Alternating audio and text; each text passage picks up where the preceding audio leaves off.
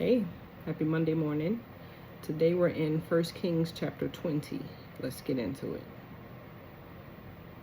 Now Ben-Hadad, the king of Syria, gathered all his forces together.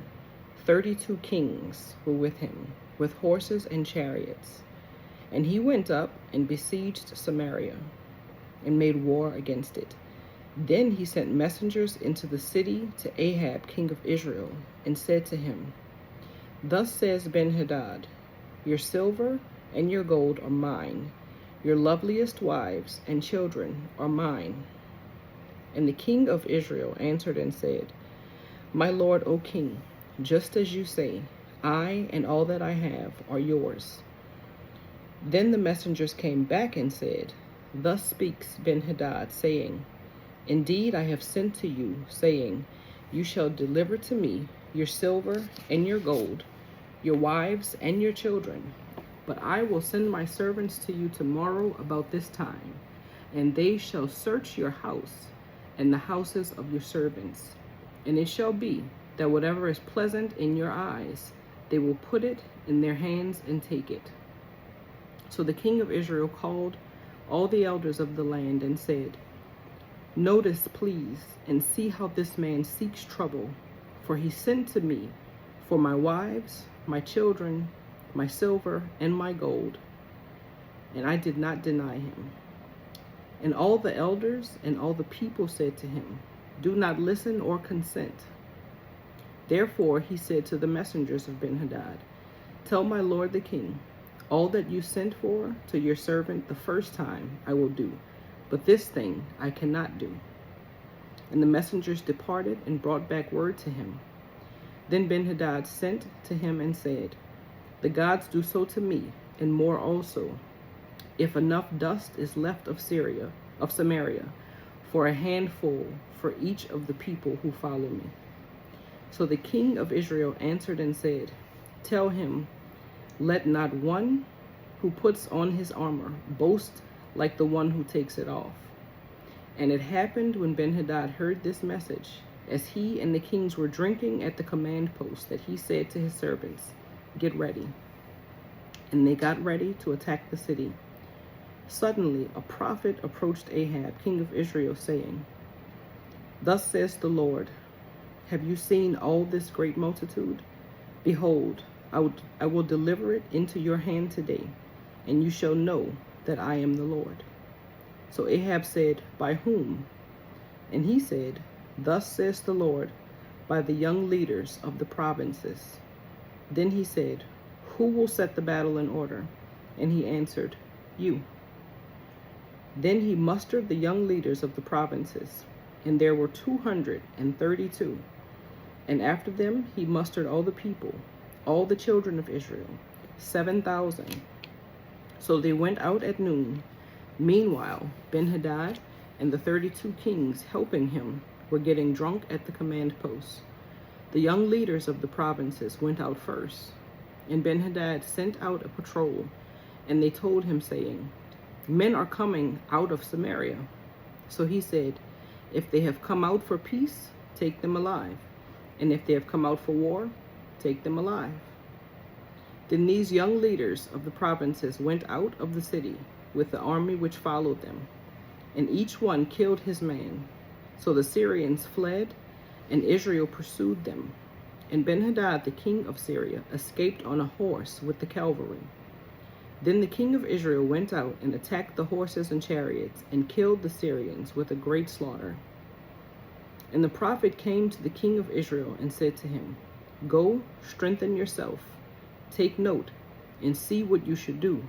For in the spring of the year, the king of Syria will come up against you. Then the servants of the king of Syria said to him, Their gods are gods of the hills. Therefore they were stronger than we. But if we fight against them in the plain, surely we will be stronger than they. So do this thing, dismiss the kings, each from his position, and put captains in their places. And you shall muster an army like the army that you have lost, horse for horse, and chariot for chariot. Then we will fight against them in the plain. Surely we will be stronger than they. And he listened to their voice and did so. So it was in the spring of the year that Ben-Hadad mustered the Syrians and went up to Aphek to fight against Israel. And the children of Israel were mustered and given provisions, and they went against them. Now the children of Israel encamped before them like two little flocks of goats, while the Syrians filled the countryside. Then a man of God came and spoke to the king of Israel and said, Thus says the Lord, because the Syrians have said, The Lord is God of the hills, but he is not God of the valleys. Therefore I will deliver all this great multitude into your hand, and you shall know that I am the Lord. And they encamped opposite each other for 7 days. So it was that on the 7th day the battle was joined, and the children of Israel killed 100,000 foot soldiers of the Syrians in 1 day. But the rest fled to Aphek into the city. Then a wall fell on 27,000 of the men who were left. And Ben-Hadad fled and went into the city, into an inner chamber. Then his servants said to him, Look now, we have heard that the kings of the house of Israel are merciful kings. Please let us put sackcloth around our waists and ropes around our heads, and go out to the king of Israel. Perhaps he will spare your life. So they wore sackcloth around their waists and put ropes around their heads, and came to the king of Israel and said, Your servant Ben-Hadad says, Please let me live. And he said, Is he still alive? He is my brother. Now the men were watching closely to see whether any sign of mercy would come from him. And they quickly grasped at this word and said, Your brother Ben-Hadad.